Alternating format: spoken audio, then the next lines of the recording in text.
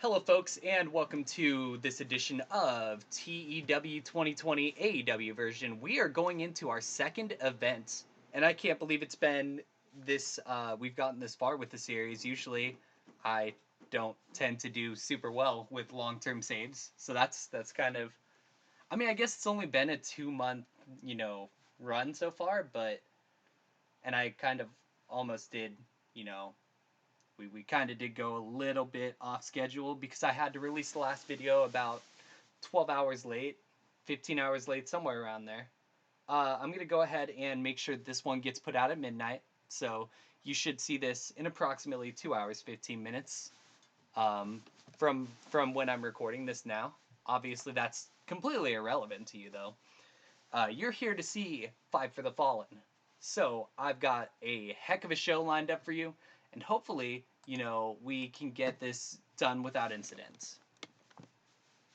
If we get this, if we get a good rating on this, I'll be super happy. I'm still a little bummed we weren't able to get Mia Yim, but I mean, sometimes it's like that, I guess. So let's go ahead and let's see what happens when all these contracts finish processing. Let's see if we get anything cool happening. I've seen some really cool stuff happen before. Who can forget Austin Page? Yeah, we just made like $7,000 in ticket sales. That's cool. AAA hire Sexy Star. Anyone remember when Sexy Star decided to go rogue and cripple somebody? So Leva Bates, we are not going to extend. This is because she and Peter Avalon, people don't like those two. I would fire Peter Avalon if I could get away with it. As it stands, he'll be a pretty nice jobber for us. So let's go ahead and start with Five for the Fallen. Let's automatically select our broadcasters, In Demand and Bleacher Report Live. Then B. Priestley, Angered Sting. Don't do that. And then Emi Sakura passed mic work to Riho. So let's just go ahead and move on into our main show after we do our weekly Can We Make People Be Friends segment. Let's try Sammy Guevara and Brian Pillman Jr. Shout out to Nate's Panda Cannon. Well, no Panda Cannon for you. So let's go ahead and move on here to Fight for the Fallen. We know that we have several matches ready to go. We have the Nyla Rose Hikaru Shida matchup.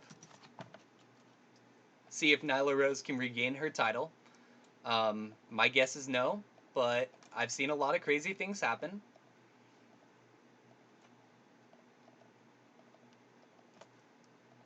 Can Nyla call it in the ring? No. Dang it, Nyla. Learn to call it in the ring. You would probably get a bigger push if you could. So then, we know that Cody and Chris Jericho are having their match.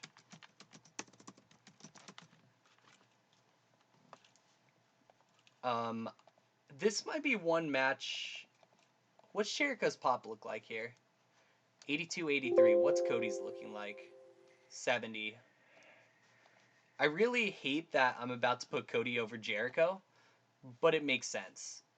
We don't want Jericho to capture this title here because it just doesn't make sense. We want Cody to be the champion as long as possible since he's putting on good shows. But I guarantee you this match is going to be like an 85, a 90, somewhere really high up as far as ratings go. Then we're going to get our world title match between Pac and Jon Moxley, two explosive personalities going head to head for the first time for the world title. So that should be a really good match too. We will see a a tag team match. Playa, holla holla, shout out to you, Teddy Long, between the Lucha Brothers and Adam Page and Kenny Omega. This is going to be the other match. I don't let the AI decide who wins.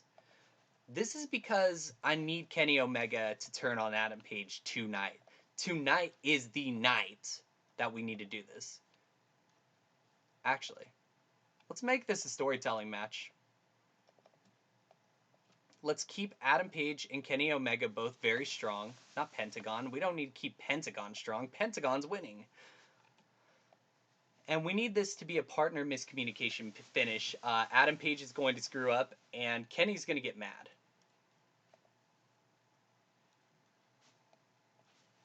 So Kenny Omega is going to turn on Adam Page tonight.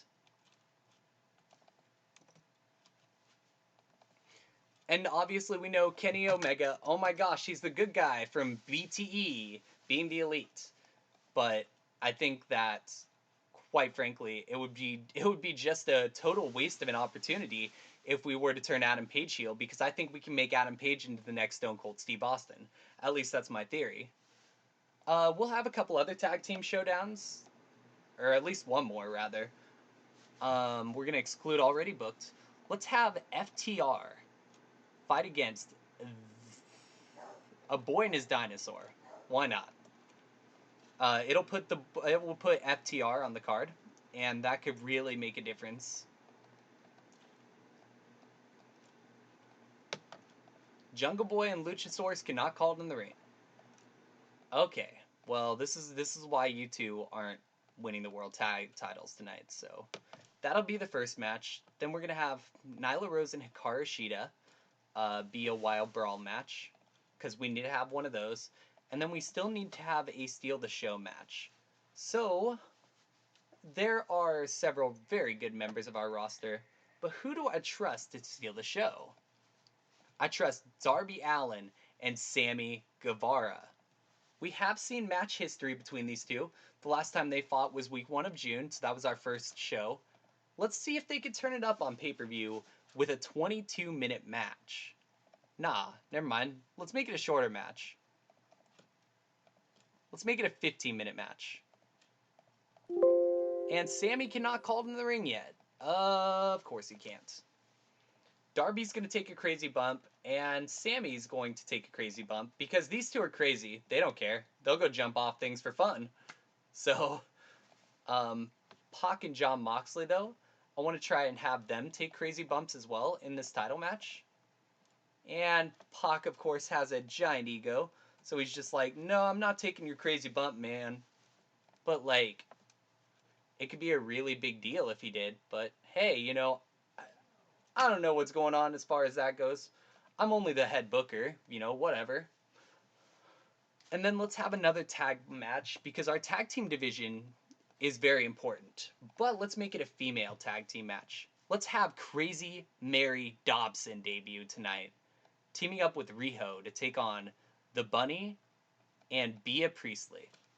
Of course, we know the crowds don't like Bea Priestley, so not a big deal to me if she takes an L here. It's unfortunate, though, because I actually really do like Bea Priestley. So, I mean, I guess sometimes it's like that. And then let's have another match. I guess let's have a tag team match. Ortiz and Santana are going to take on the Young Bucks.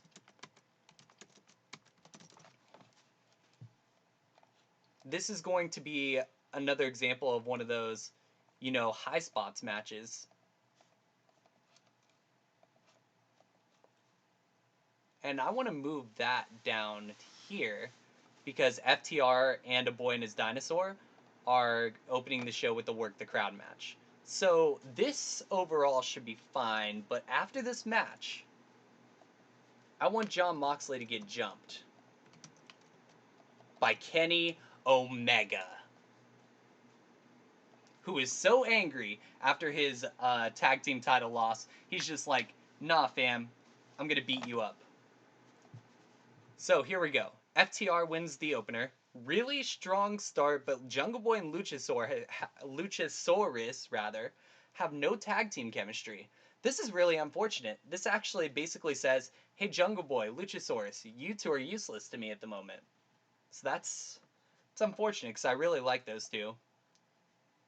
Young Bucks beat Proud and Powerful in a pretty solid match. Nyla Rose beats Hikaru Shida and wins her women's title back. Let's go! Alright, Cody beats Chris Jericho.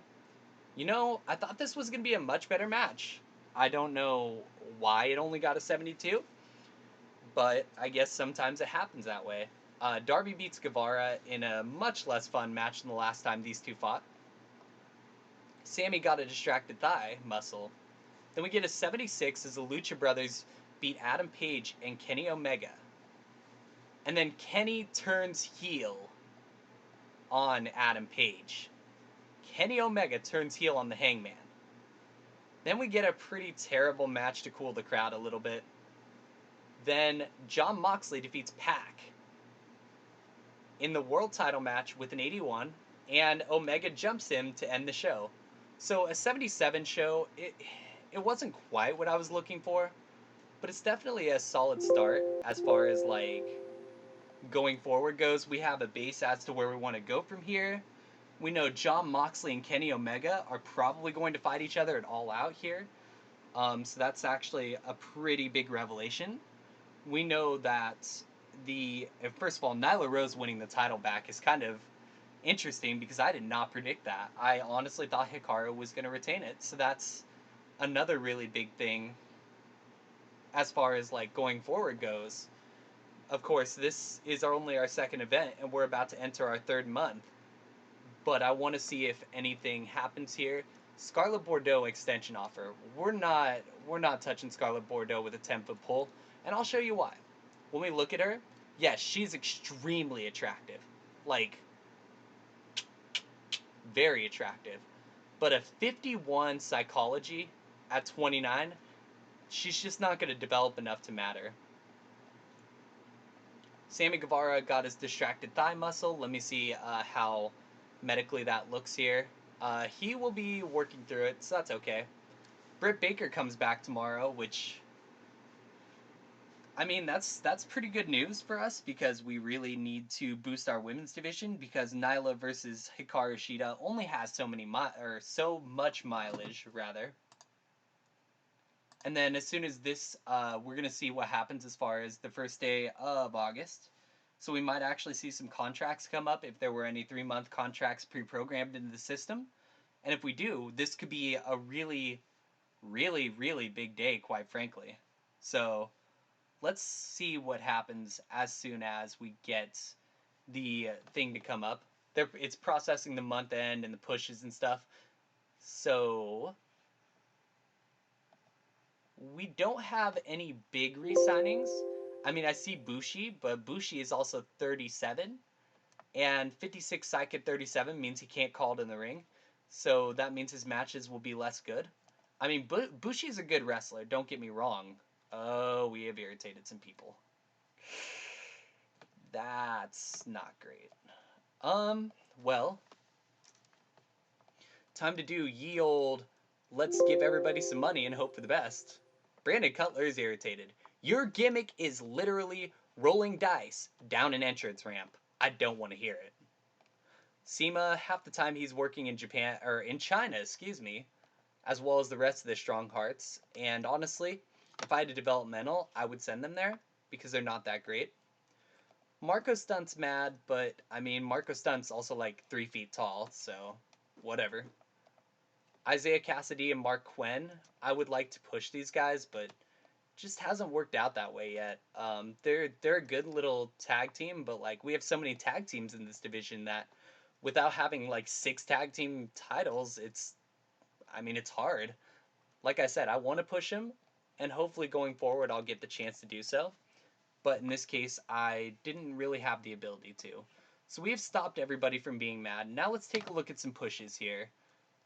Let's see, as far as major stars go, Jericho, Cody, Moxley. Big surprise. Fun fact, Jericho lost like nothing, and Cody gained a lot here.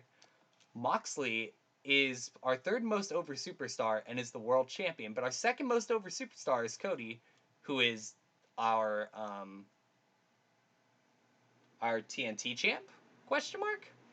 Our stars include Adam Page, Broken Matt Hardy, Kenny Omega, the Young Bucks, and Pac. We got Pac up to the huge star category, but we couldn't keep him there because when he takes that L, he obviously loses a bit of popularity because that's how the wrestling world works. We do have Marty Scurll, who we've been building up, but he didn't have a match last night. That kind of just went under the radar. I should have put him in a match. I just didn't think about it. Sammy is pretty over now. Darby's pretty over. I don't know. Overall, we're starting to get some decent pushes going as far as that kind of stuff goes. Cody is our TNT champ, 59 prestige. Nyla has 43. Ugh. Our world title is 81, and our tag titles have 68. And this makes me happy. Ray Fenix and Pentagon Jr., honestly, one of my favorite acts overall right now. They're just so good. But that's going to bring an end to this episode of AEW. My name is Mia, saying so long, and thank you for tuning in.